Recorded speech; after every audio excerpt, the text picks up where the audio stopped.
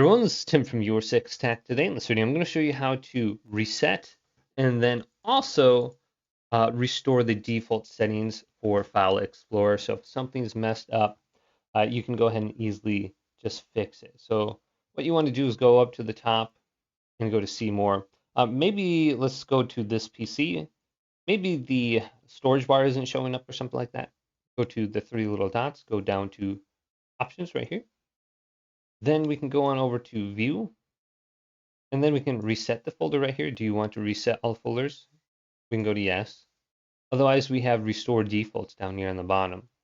And then hit apply. It'll restore the defaults.